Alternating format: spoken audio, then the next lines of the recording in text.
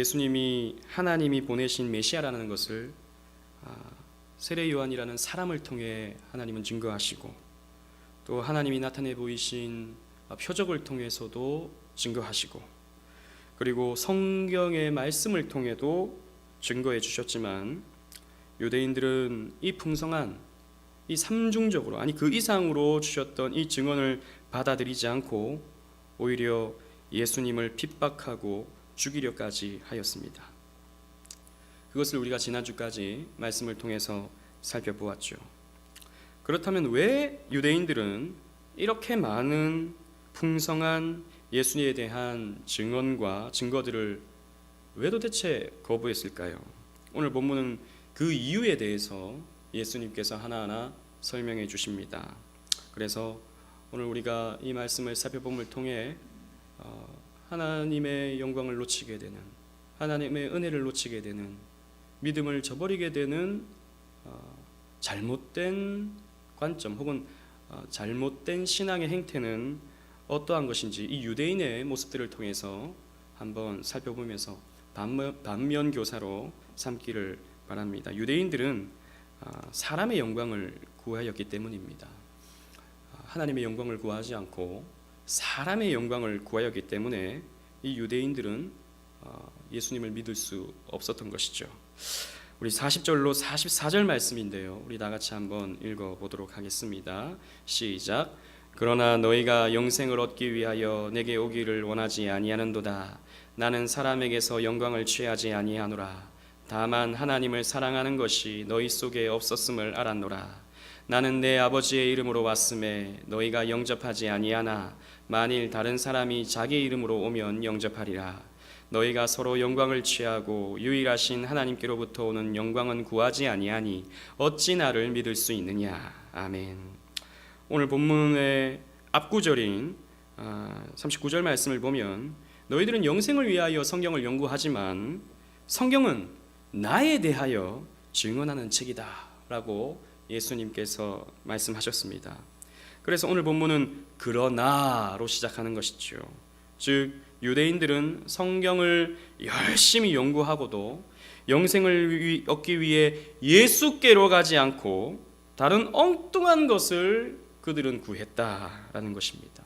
즉 예수께로 가서 영생을 구하려고 하는 것이 아니라 다른 엉뚱한 것을 추구하면서 그 성경을 이용하더라는 것이죠. 그 엉뚱한 것이 무엇이겠습니까? 바로 자신들의 영광이었습니다. 오늘 본문에서 예수님께서 말씀하시는 것처럼 예수님은 사람에게서 영광을 취하시는 분이 아니죠. 이미 예수님은 삼위 하나님께서 나누시던 그 영광으로 충만하신 분이십니다.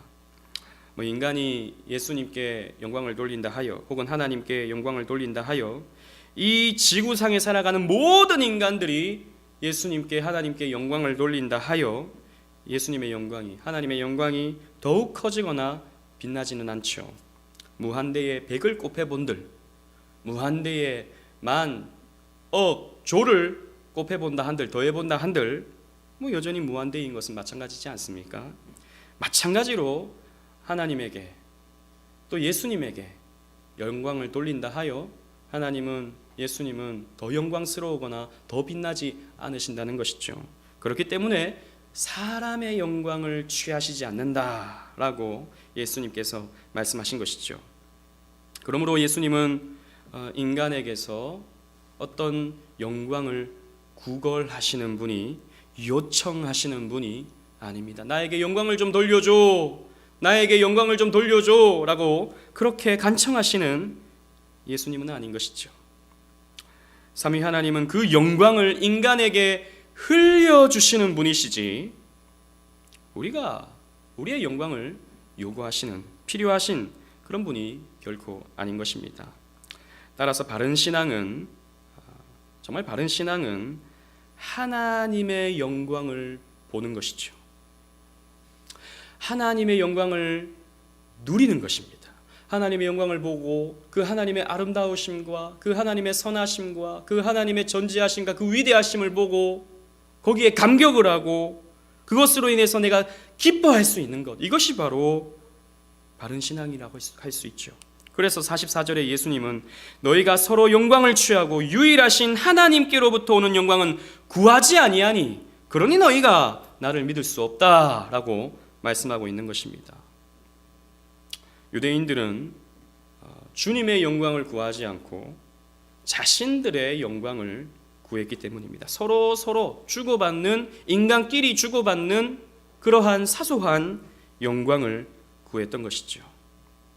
다시 말하면 유대인들은 성경을 연구하여서 자신들이 영광스러워지는 방법을 찾고자 했던 것입니다.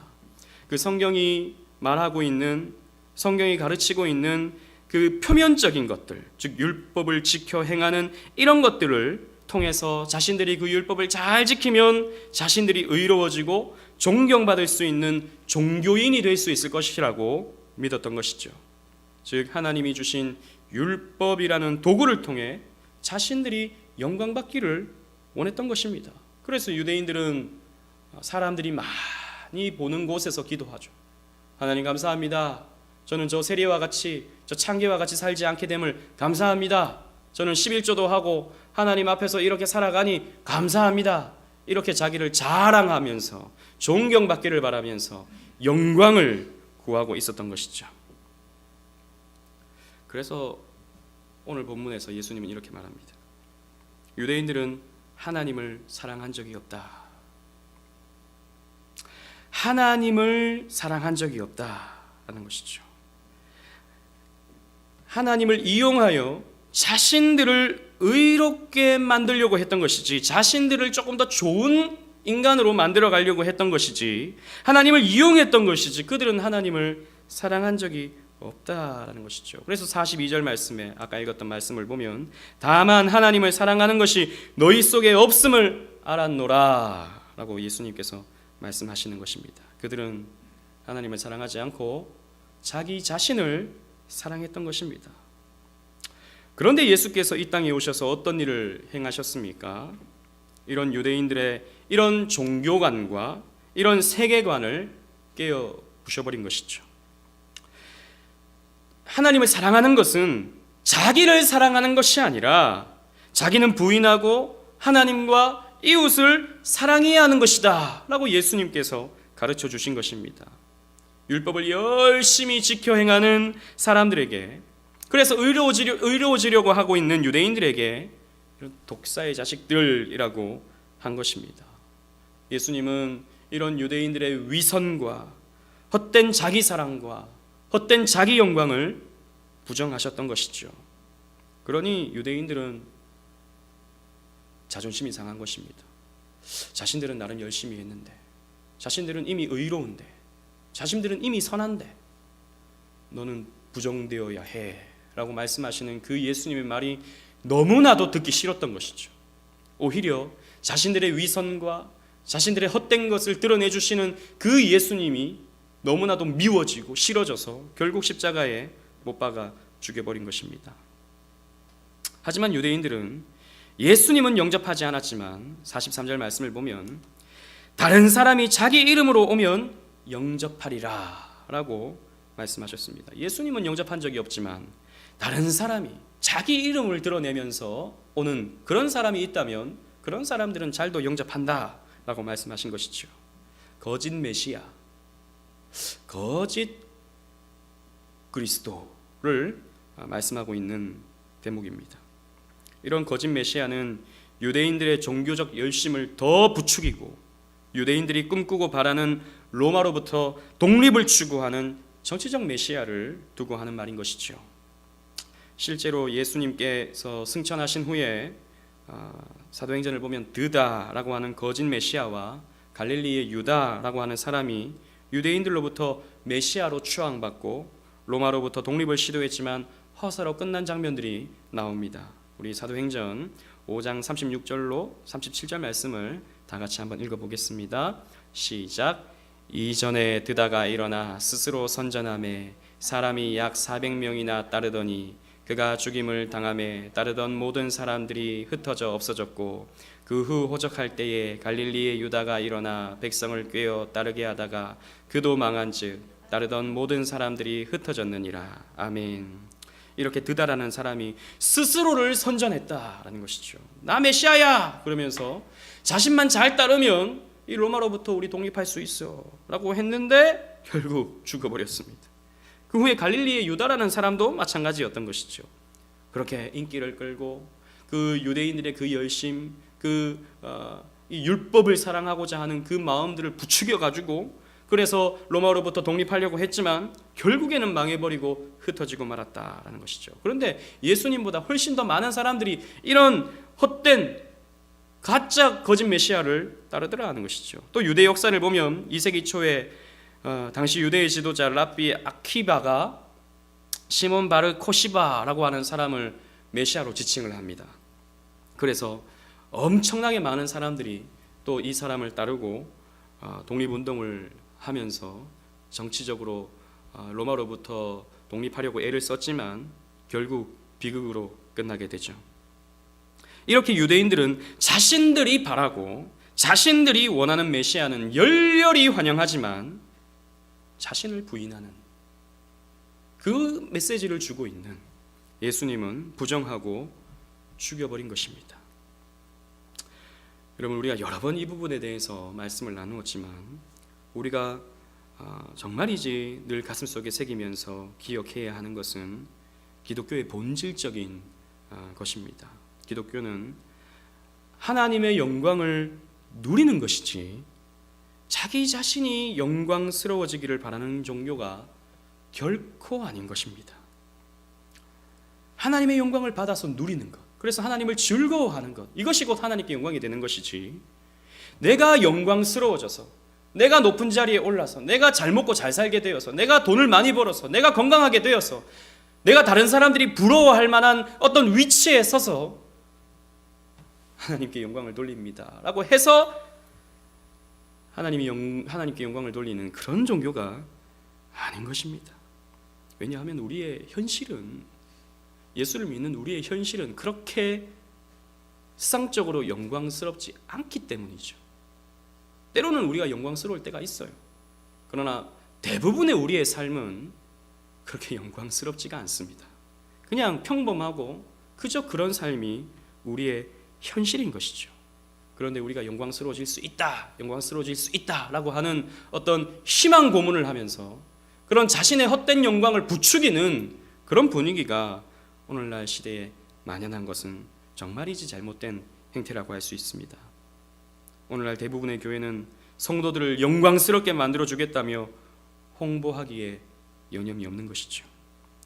오늘날 대부분의 목사는 당신이 꿈꾸는 대로 일이 이루어진다 라고 하면서 설교하기를 좋아합니다.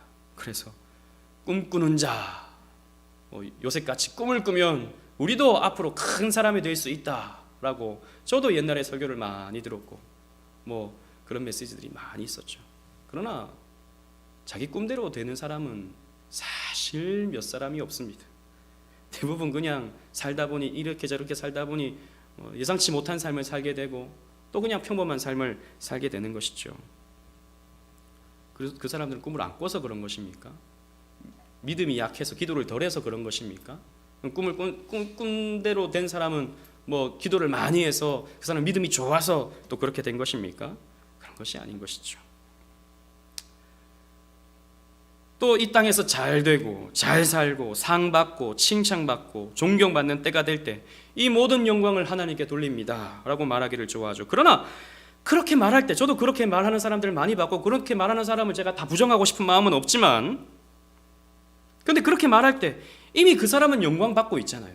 영광을 돌립니다 하지만 그 상패를 들고 그렇게 자기를 드러내고 있잖아요. 그 영광을 즐기고 있잖아요.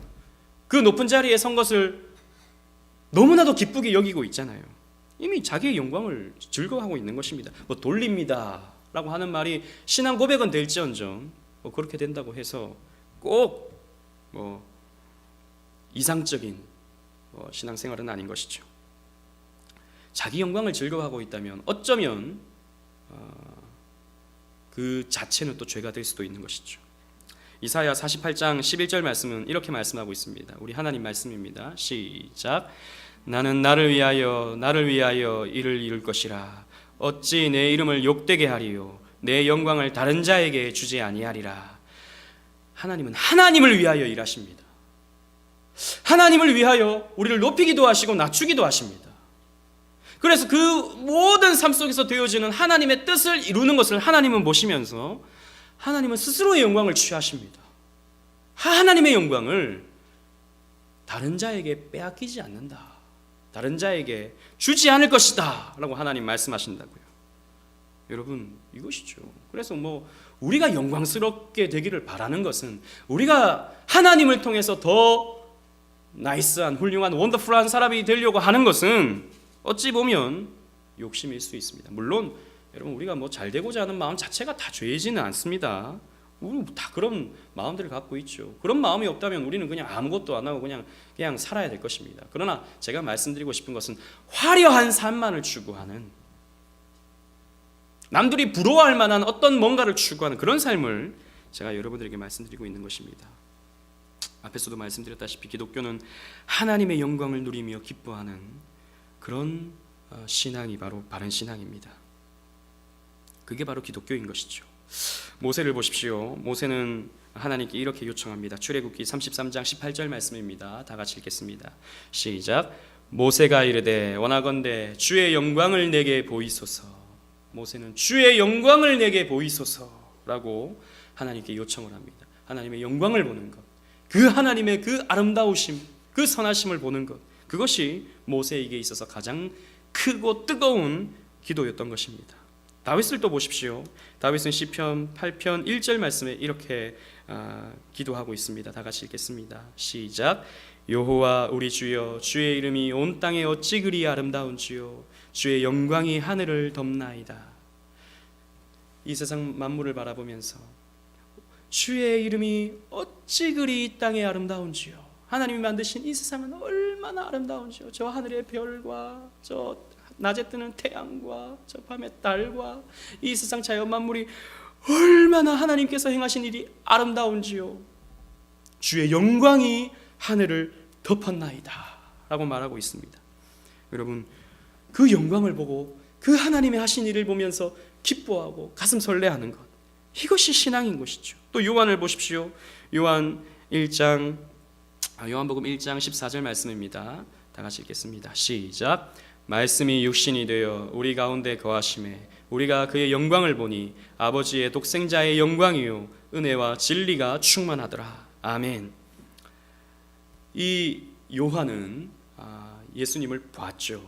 그 예수님을 보았을 때 어떻게 표현하고 있습니까? 아버지의 독생자의 영광이다. 우리가 그의 영광을 보았다라고 말하고 있습니다. 여러분, 이렇게 우리 기독교는 하나님의 선하심과 위대하심과 또 우리를 구원하시는 구속사를 보면서 감사하고 감탄하며 하나님을 즐거워하는 것입니다. 이것이 바로 기독교인 것이죠. 내가 하나님께 뭘 해드려서 하나님을 기쁘시게 하는 것도 맞습니다만, 그렇다고 해서 우리가 뭘 한다고 해서 하나님 더 기뻐하시고 안 한다고 해서 하나님이 덜 기뻐하시고 이런 것이 아니고, 기독교는 하나님이 우리에게 주시는 그 은혜와 구원으로 말미암아 우리를 하나님이 기뻐하시게 하는 것입니다. 하나님이 우리를 기쁘시게 하는 것이죠. 그것으로 말미암아 우리가 하나님을 즐거워하고 하나님으로 행복해 할 때 하나님이 기뻐하시는 것입니다. 여러분, 우리가 뭘 하나님께 해드린다고 해서 아이고 네가 나한테 이런 것을 주는구나, 아이고 네가 나한테 이런 것을 해주는구나 라고 해서 하나님이 우리를 다 기뻐하지 않으신다는 것이죠. 왜냐하면 우리의 행위는 늘 거기에는 죄라는 때가 묻어 있기 때문에, 내 욕심이라는 때가 묻어 있기 때문에, 내 이기적인 때가 묻어 있기 때문에 우리는 우리의 삶으로, 행동으로, 행함으로 결코 하나님을 기쁘시게 하기는 어렵습니다. 물론 그 의도, 그 하나님을 위해서 하고자 하는 그 마음을 하나님께서 기쁘게 보시는 것이지, 해드린다고 해서 하나님이 그것을 다 기뻐하시는 것이 아닌 것이죠. 내가 대단한 일을 해서 하나님께 영광을 돌립니다 라고 은근히 자신을 높이고 자랑하면서 자신의 영광을 드러내는 것이 아니라, 하나님이 우리에게 해주신 일들, 그 구속사역을 바라보면서 감사하고 또 감격해하는 저와 여러분들이 되기를 바랍니다. 두 번째로는 이 유대인들은 성경을 잘못 이해했기 때문에 예수님에 대한 증언을 받아들이지 않았던 것입니다. 성경을 잘못 봤습니다. 그 말씀은 39절 말씀에도 예수님께서 한번 말씀하신 적이 있지만 또 이 45절로 47절 말씀을 통해서 다시 한번 말씀해 주십니다. 다 같이 읽어보겠습니다. 45절로 47절입니다. 시작. 내가 너희를 아버지께 고발할까 생각하지 말라. 너희를 고발하는 이가 있으니 곧 너희가 바라는 자 모세니라. 모세를 믿었더라면 또 나를 믿었으리니 이는 그가 내게 대하여 기록하였음이라. 그러나 그의 글도 믿지 아니하거든 어찌 내 말을 믿겠느냐 하시니라. 아멘. 유대인들은 율법을 전달해 준 모세를 그 누구보다도 위대하게 생각했습니다. 그래서 모세 그러면 유대인들이 가장 존경하는 인물 중에 하나죠. 모세, 다윗 뭐 이런 사람들을 위대하게 생각했는데 모세는 하나님의 율법을 갖다 줬기 때문에 또 위대하게 생각했던 것입니다. 또 그 율법이 자신들을 영광스럽게 하고 자신들을 의롭게 만들어준다고 생각했기 때문에 이 율법의 전달자인 이 모세를 크게 생각했던 것이죠. 그러나 모세는 오히려 유대인들을 고발한다 라고 예수님께서 말씀하셨습니다. 왜냐하면 모세는 그 율법을 통해 예수를 전한 것인데 모세는 그 율법을 통해 예수를 전한 것인데 이 율법을 지켜 의로워지려고 하고 있으니 이 율법을 지켜 영광스러워지려고 하고 있으니 모세가 너희들을 고발할 것이다 라고 예수님이 말씀하신 것이죠. 그러기에 모세의 글을 읽고 제대로 이해했다면 46절의 말씀처럼 또 나를 믿었으리니 이는 그가 내게 대하여 기록하였음이라 라고 말씀하셨습니다. 모세의 글을 제대로 보고 제대로 읽고 제대로 이해했다면 예수를 믿을 수밖에 없다라는 것이죠. 그래서 모세는 성령의 영감 속에서 오실 메시아, 오실 예수 그리스도를 율법에 녹여 기록하고 설명한 것이죠. 그러니 이 모세의 글을 이해하지도 그 의도대로 믿지 못한 사람은 결국 예수님을 못 믿는 것입니다. 유대인들은 이 성경을 행위주의적 관점으로 봤기 때문에 잘못 이해한 것이죠. 이것을 가지고 지켜 의로워지고 영광스러워지려고 했던 것입니다. 그러므로 성경을 어떤 관점으로 보느냐는 굉장히 중요한 문제입니다. 성경을 보는 여러 관점들이 있죠. 앞에서 우리가 살펴봤던 것처럼 유대교적인 관점으로 보면 결국 예수를 부인하고 예수를 잡아 죽일 수밖에 없죠. 그리고 율법을 문자적으로 지키게 되어 있습니다. 유대교적 관점으로 성경을 보면 그렇게 되는 것이죠. 또 카톨릭적 관점에서 본다면 카톨릭적 관점에서 성경을 보면 교황을 하나님의 대리인으로 인정하게 되는 것이죠. 그리고 유대교와 비슷하게 행함으로 의를 쌓아가는 행위 종교가 될 수밖에 없는 것입니다. 또 오늘날 만연된 점점 막 힘을 키워가고 있는 신천지적 관점으로 보면 성경을 읽으면서 이만희가 보혜사구나 라고 믿게 되는 것이고 가족이고 집이고 뭐고 그저 신천지 교회만 잘 섬기면 된다는 광신자적 삶을 살아갈 수밖에 없는 것입니다. 그들도 다 성경을 본다고. 유대교 사람들도 성경을 보죠. 로마 가톨릭도 성경을 보죠. 신천지도 성경을 보죠. 다른 모든 이단들 다 성경을 보죠.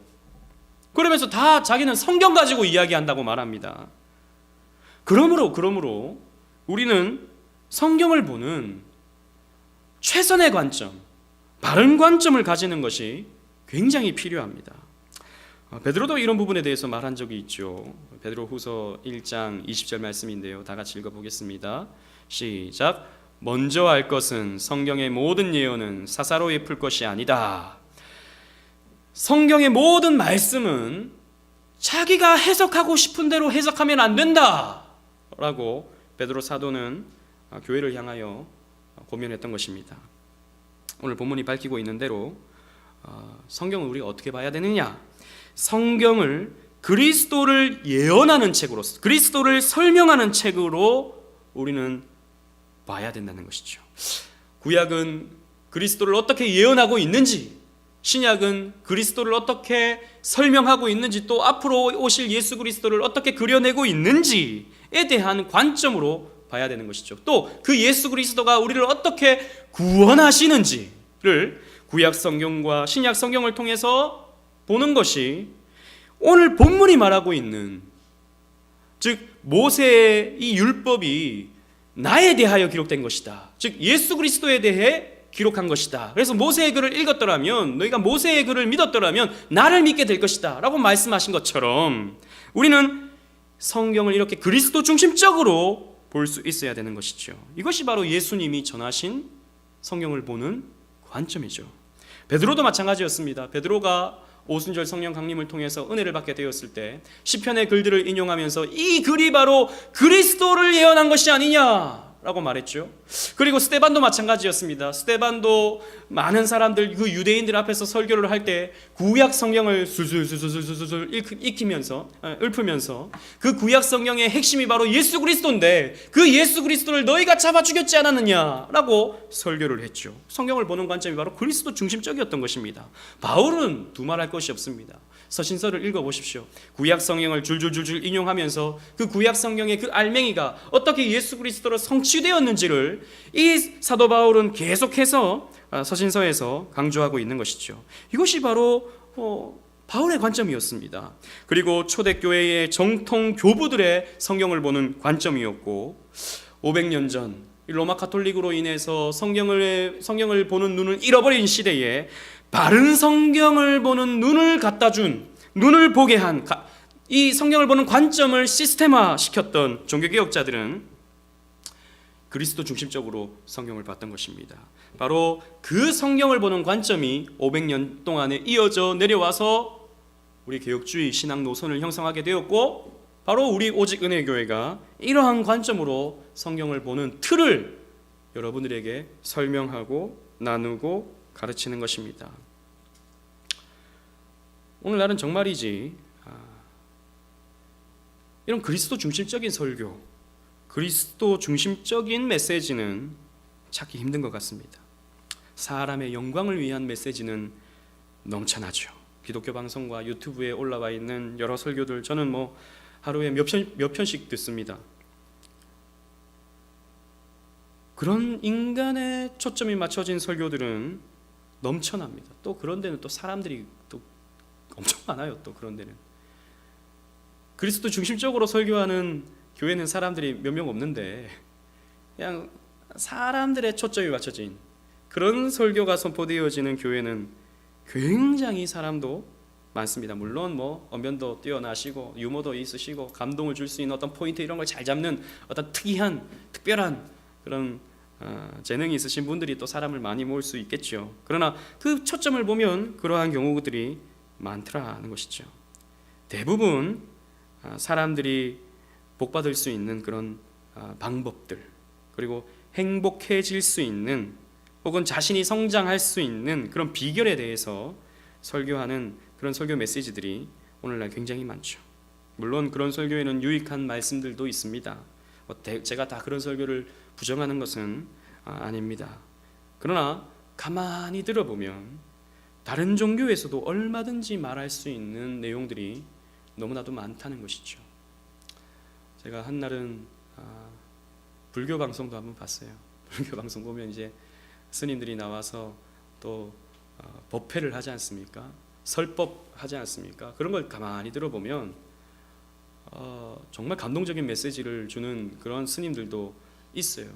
근데 제가 그런 관점으로 또 봐서 그런지 모르겠지만, 이렇게 그냥 음성만 이렇게 듣고 본다면 가끔씩 그 기독교 방송에 나오는 그런 목사님의 메시지와 그 유튜브 방송에 나오는 그런 목사님의 메시지와 별 다를 바가 없는, 그래서 우리가 착하게 살아야 되고, 그래서 마음을 비워야 되고, 그래서 우리가 조금 희생하고 살아야 되고, 이런 메시지들, 그래서 우리가 조금 더 성식을 해줘야 되고, 어떤 리더들이 있는데 그런 리더들은 이렇게 살았는데 우리가 또 그렇게 살아야 되고, 이렇게 들어보면 목사님과 그 스님의 메시지가 별 다를 바가 없는 것이죠. 그러니 사실 오늘날 이런 종교다원주의가 설득력을 얻는 것 아니겠습니까? 목사님이나 부처님이나 저 스님이나 메시지 거의 뭐 비슷비슷하니까 열심히 살자, 뭐 행복하게 살자, 뭐 그런 내용들이니까 다 그냥 뭐 좋게 이렇게 지내자라고 하는 이런 종교일치, 종교다원주의가 힘을 얻는 것 아니겠습니까?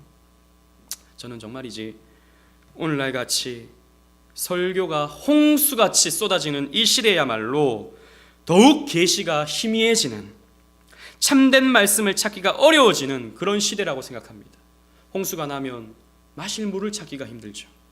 마찬가지로 이런 설교의 홍수 속에서 참된 메시지, 참된 설교를 찾는 것은 너무나도 어려운 시대라고 저는 생각합니다. 왜냐하면 그런 매체들을 통해서 많은 사람들이 설교를 유희적으로 듣기 때문입니다. 그래서 좋은 목사님 설교들을 찾아서 듣죠. 자기가 좋아할 만한 설교들을 찾아서 듣죠.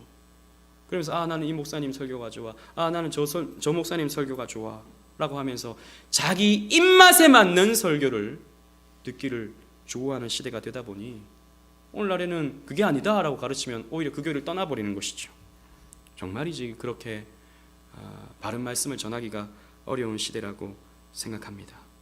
그러나 우리 오직은혜교회는 성경을 보는 관점을 저는 확실히 해야 한다고 생각합니다. 그게 우리 오직은혜교회가 지금 21세기에 존재하고 있는 이유이고 우리가 개척의 샘을 파고 있는 이유라고 생각합니다.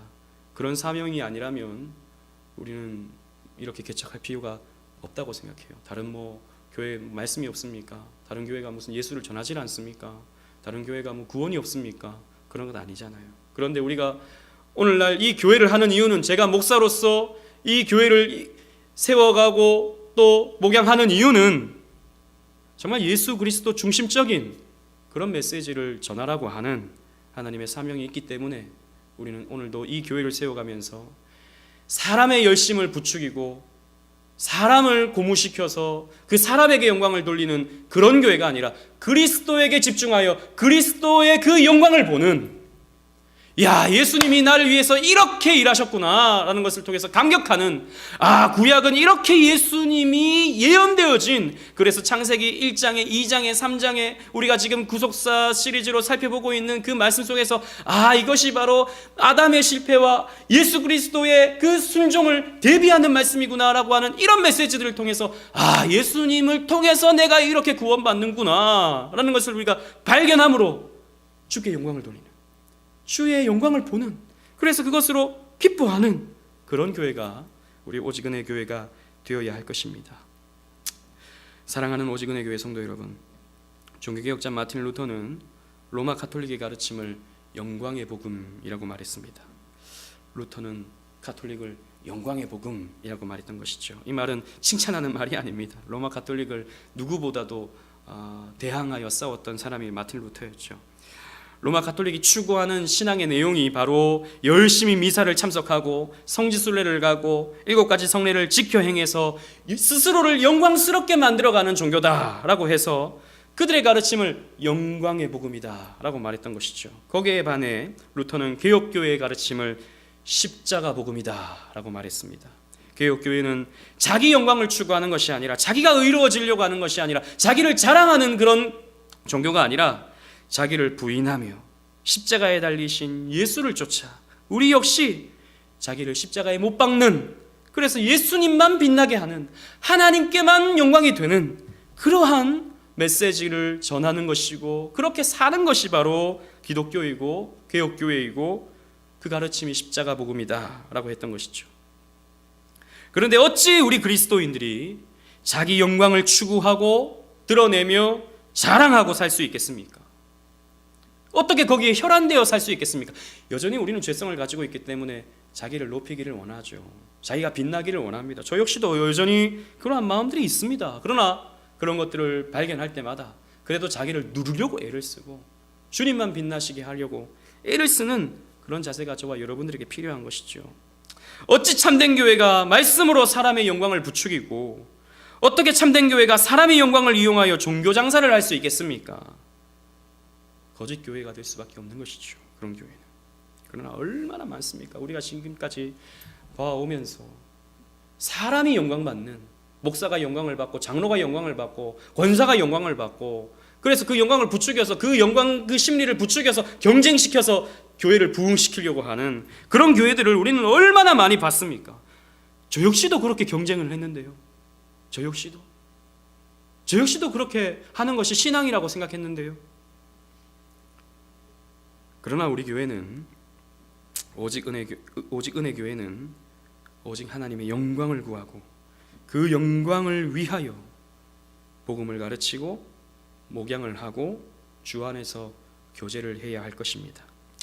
오직 예수님만 전하고 그가 행하신 구원의 역사를 전하는 그런 교회가 되어야 할 것입니다. 그것이 우리 주님께서 가르쳐 주신 성경의 관점이며 우리가 참되게 주님을 섬길 수 있는 방법임을 믿고 그렇게 주의 영광을 보는, 주의 영광을 받아 누리는 저와 여러분들 되시기를 주님 이름으로 축원합니다. 아멘.